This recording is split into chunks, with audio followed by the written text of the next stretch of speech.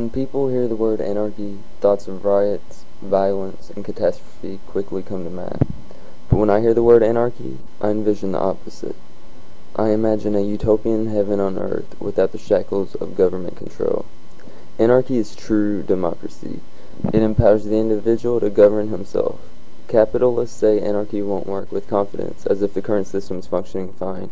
We're in a constant state of control, and that, my friend, is poles apart from true anarchy. Freedom isn't a right given by man, so no man has the right to take it away. If anarchy is freedom, then government is slavery. The definition of a corporation is a legal creation authorized to act with the same rights and liabilities as a person. The government is the people. The corporate entities, being a group of people, have more rights than any single one of us.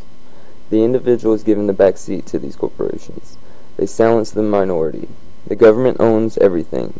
People will say this is socialism. I say no. When private-public ownership enters the market, comrade, that's called capitalism.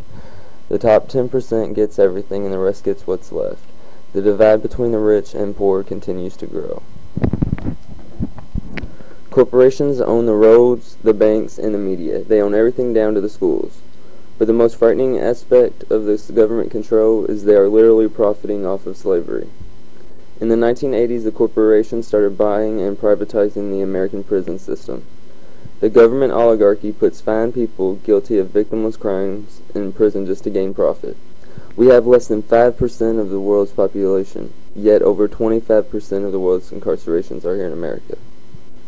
America has more people in prison than any other country in the Western world, but yet we have more violence. The reason I believe there is more violence is because we are forced to conform to this backward system, and people go crazy trying to make sense of the absurdness of it all.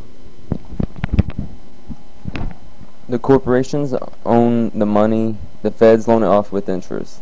Then they have to print more for us to pay that interest, and more to pay that interest, and so on. It's a giant pyramid scheme. The money is printed with debt attached to it. The debt is economic slavery and one of the many forms of control. The money stops us from living happy lives. We are constantly reaching for this unreachable thing that isn't even real. If you are lucky enough to make it to be 60, you would have only lived 20,000 days. Some people spend more dollars in a day than days they're alive. There's more molecules in your brain than stars in the sky. We are no different than the whores selling our freedom at the price of dehumanization.